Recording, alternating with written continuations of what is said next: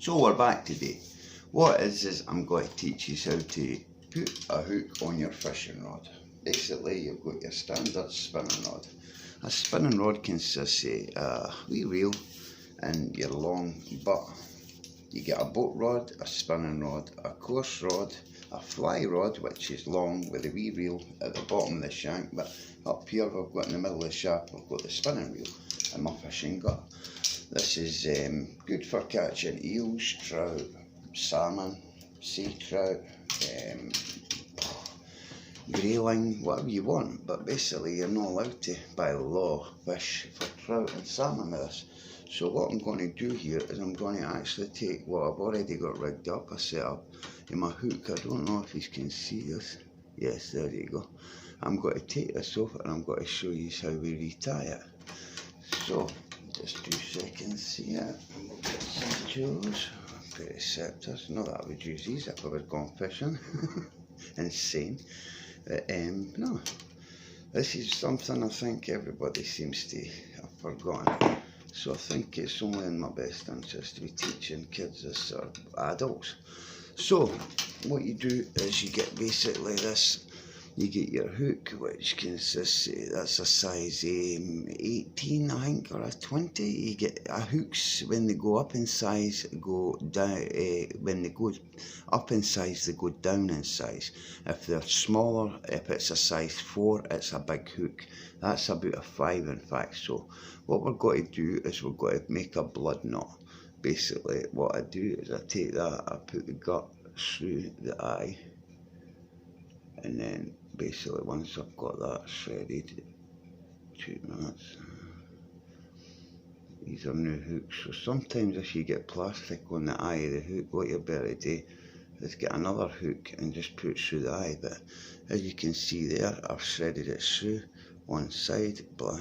So then what I do is I take that other this loose piece here, the long piece, and I go round once, and then I go round twice, and then I go around 3 times.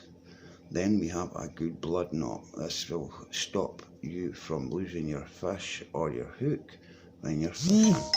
And what you do is you go down to the small circle you can see above the eye of the hook, this bit next to it, and you put your gut through the little hole there. Oh, sorry, you have to forgive my tardiness. I'm working with the light in my kitchen.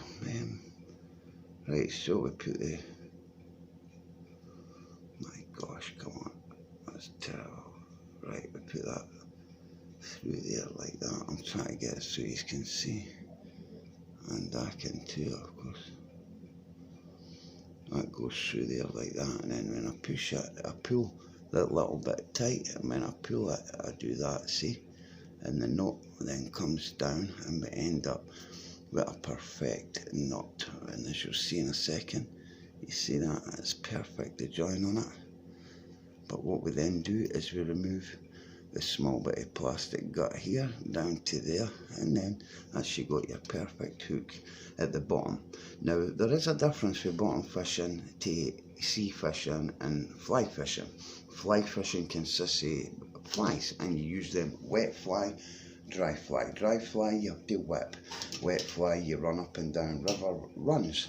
This is bottom feeding. If you put a hook at the bottom, you put your weight in the middle, hence here's a weight here. It's a piece of lead. I just use pencil lead, and then basically I can't lose it. And you've got your leader that long away, your hook here, and basically that's you prepped and ready to go fishing with your rod. But basically, if you were going sea fishing, instead of putting the hook here, you would put the hook up above it. The weight would be at the bottom, and the hook goes up at the top, and the way you put a hook on at sea fishing is you pull a circle like that in a line, put your hook through that. When you bend it, fold it together, put the hook, that gut through the eye, and then pull it over the hook, and then lock it into place, and that's it. You don't need to tie like this, but that's only for sea fishing. That's a different story.